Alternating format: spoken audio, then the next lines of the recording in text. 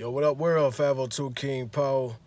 So in this video, man, I told you I was going to do a follow-up as far as my sobriety journey, man, with stopping, smoking weed. And I really felt this was very important for me to put out. If I look a little greasy, if I'm out of breath a little bit, just now left from the gym. And as soon as I came out, I just sat down to make this video, man. But number one, I just want to keep on encouraging y'all that if you are on your journey and you decided that you want to stop smoking weed, I'm sure you have, a bunch of reasons. And all of those reasons are valid, man. Like I said in that last video, the why. Just remember the why you're doing this, why it is that you want to stop, the life that you want to live. Just picture all of this, man. But one thing I can tell you for sure and for certain about, when you decide to stop smoking weed, it has to be because you want to stop smoking weed. If you decide that you want to do it to please somebody else is asking you to stop, then you're not going to put your heart into it, man. You're really not going to stop. You got to want this for yourself. You got to want a better life for yourself. Real talk. I'm not trying to preach to you because, like I said, I smoked for, I want to say about, let me see, it's about 09 to maybe about 11, 12 years, man. It's been a long time of me just smoking weed. And I started at a very young age, but as far as me, consistently smoking, it's from about the age of 18 all the way up into the age of 30, man. All the way up into the age of 30. It took me that long for me to stop smoking weed. So I understand the struggle. You are not in it alone. And as you know, man, like I said in that first video, when you start off, it's all peaches and cream, man. It's all good. But over time, you just don't get that same feeling anymore. You start to realize that, hey, this is eating into my time. Hey, this is eating into my money. I just way more stuff that I could be doing with my life to be productive. And I guess, man, just me going through certain losses in my life, going through certain trials and tribulations in my life, I realized how short life is. And I realized that I could not continue to keep on going day in, day out in that fog. Just scared to be around people because I know certain people didn't, like for me to smoke, and I didn't want to be around those people, having that anxiety, going out in the public, not being able to speak to people, can't approach people and ask them questions if I need to because I know that they're going to smell the weed on me. They're going to look in my eyes, see that I'm high. Even when I put in Vaseline drops, I still knew something inside of me is like, they're going to know that I'm high. I don't know how they was going to know, but something inside of me was just like, they're going to know that I'm high, and it would just make me so insecure about life, man. It would make me so insecure, and there were so many moves I did not take, so many dreams that I did not really put a plan of action together to carry them out, man. There was just so many goals that I wasn't hitting that I wanted to hit. So many opportunities I felt like were just passing me by because I was constantly high, man. Now, I'm going to tell you, because I said I was going to speak on this. I said I was going to speak on what happened in my relapse. And one thing that I want to say, man, is you have to realize once you stop smoking weed, you have to recognize what your triggers are in life. You got to recognize what your triggers are. Because my personal triggers, man, I realized that it was hanging around certain people. Certain people would be a trigger for me. Also, like getting into situations where I'm about to have sex. There will also be another trigger for me as well. Because it's not that I had to smoke to have sex, but I had did it for so long. For, like I said, 12 years, man. 12 years of just being inside that fog. So every single time that I was about to have sex, and I'm not promoting premarital sex, but I'm just being completely real and transparent with y'all, man, on what it was that was going on and what really triggered me. Every time I was so used to having sex. As you know, some people who have smoked for a while, man, when you smoke, you tend to get horny. That's just point blank period. I got to be real with y'all, man, because if I'm not real with y'all, I'm not going to help y'all. But sometimes, man, you get horny and you start, thinking about people who you wouldn't even think about having sex with. You start going into the phone log. It's like having a drink, man. It's like getting drunk and going through that call log. Same thing. When you spark up that blunt, you start smoking that blunt, smoking that bong, that whatever joint, whatever it is that you smoke out of, man, them papers. When you do that, it's like you opening up your spirit to certain things that you normally would not even do, man. You start having these thoughts in your head that you normally wouldn't even have. And that was a trigger for me, man. It was a trigger for me. So one thing I had to do, I had to pull back. I had to pull back from the triggers. Now, like I said, I had my relapse, and that's exactly where it came from, man. Inside of situations I had no business being in, being around people that I had no business, partaking in what it was that they were doing, man.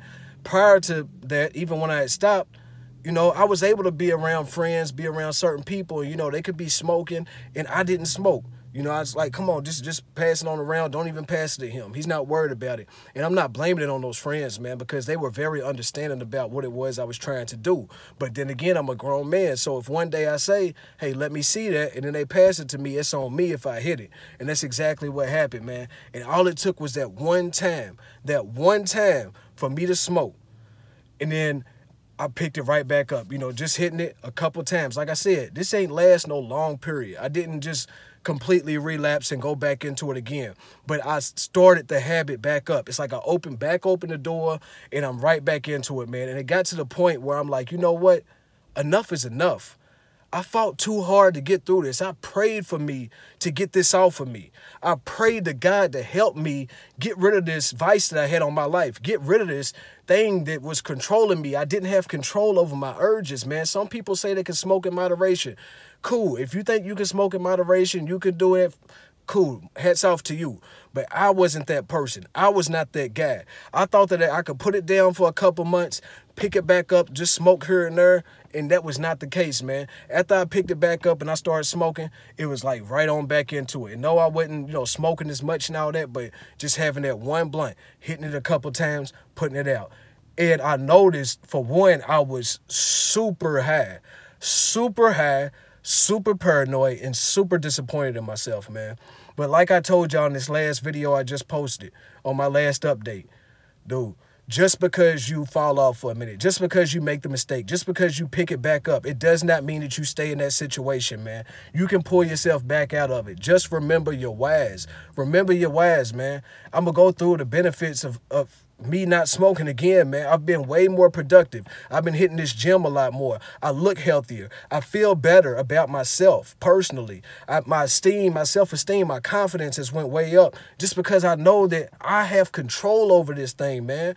That one thing that had control over me in my life, now I got control over that. I don't even want it no more. And I've been around it plenty of times since I stopped again. Is that the best decision to make? Am I telling you to stay around it? No, I'm not telling you to do that. But what I'm saying is, I have that willpower within me. No, I'm not doing it. Recognize your triggers. Recognize what it is that is pushing you to smoke weed. What's those thoughts that's going through your head that's making you want to pick up that blunt, making you want to pick up that joint, making you want to pick up that bone, whatever it is you smoke out of. What is it that's triggering you? You got to think about it. What thoughts is it that's going through your mind, man? What thoughts are going through your mind that's making you say, I need to smoke right now? A lot of times, man, it's because we don't want to think about life. We don't want to think about what it is that we're having to deal with in life. But I'm going to tell you something, man. Life never stops.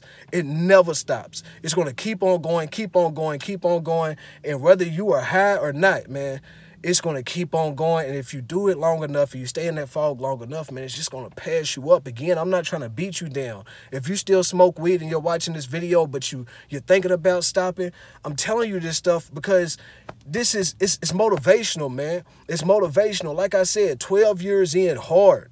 I first hit my first blunt at the age of, I don't even really want to say it. It's embarrassing, man, but I was super young. I was super young, and I don't want to encourage no kids watching this to be hitting no weed, but super young. I did not do it again for many years, and I played sports all through high school, but I got to college, hung out around that crowd. Y'all all know the crowd, man. If you've been through college, you know, just coming out of high school, man, the potheads, hanging around the potheads, doing all this stuff, man, and I'm telling you, all it takes is for you to hang around that wrong crowd. All it takes is for you to have those influences around you that pulls you into that lifestyle, man. I'm telling you, think about your life before you started smoking weed. If you smoke weed still and you're watching this video, think about the life that you lived before you started smoking weed. All the dreams, the aspirations that you had, all the goals that you had, the plans that you had for your life that have been like pulled to a standstill or either slowed down because you decided that you want to keep on smoking every single day, man. I look back on those days, and like I said, it hasn't even been a whole year. It's been months now at this point. But the fact that, you know, I used to wake up in the morning, first thing before I even brush my teeth, I'm hitting the blunt. Then I got a couple more hours later, I'm coming down hitting the blunt. You know, lunch, hitting the blunt. I used to go on lunch break at work and go and smoke weed and then come back. And then I'm just going and going and going and going. It's like a never-ending cycle, waking up in the morning to chase this high and chase this high. And it's like you can never get that same high that you had at the beginning. It doesn't feel the same. You're disappointed in yourself. I want y'all to feel this right now, man. I'm telling y'all, because this is something that I lived for over a decade, man. Over a decade, a slave to a plant that they said wasn't addictive. They said it wasn't addictive, man. I'm telling you, if you want to stop, if you got that in your head that you want to stop, you got all these feelings that, you know, you just keep on feeling in yourself and your spirit that, man, I can do this. I can put it down. I don't got to keep on living my life like this. Man, they told me it wasn't addictive. Somebody lied to me, and just live with that and go through it. But it all starts with one day. One day. Just make it through one day. Don't think about going a week. Don't think about going a month. Don't think about going a year, 2 years. Man, every single day, one day at a time. One day at a time, man. Y'all got this. I guarantee y'all got this, man. So many opportunities have opened up to me. So many doors have opened up to me. So many relationships, new things that I've built in my life. And just, man, if I had my notebook here, I'd show y'all all the plans that I have, man. Things that I would never get done. I've written so much stuff that I never would have written had it not been for the fact that I stopped smoking weed. I couldn't stay focused enough to sit there and keep writing and, you know, carrying out these plans and going out and meeting people and networking and putting this stuff together. If I decided to keep on smoking weed, man, I had to stop. I had to stop, and I guarantee you, man, you have the strength in you. Play back this video 2 times, 3 times. Come back every morning. Watch this video, man. Watch this video and motivate yourself. Watch all these videos and get around good people, man. Get around good people. Just get around good people who are not smoking. Most of the time when you're a smoker, you don't want to hang around people who don't smoke because it makes you feel bad. It makes you feel insecure. You feel like they're looking down on you. You feel like they're looking at you as being less than.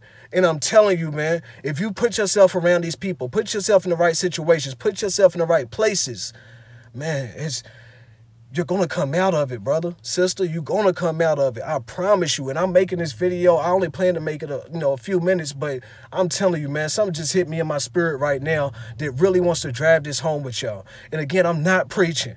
I've been that guy. I've been that guy that's living in that living dream or nightmare where every single day you're just waking up, repeat, staying in the same toxic situations over and over and over, not moving forward towards your goals because you feel like, I'm okay.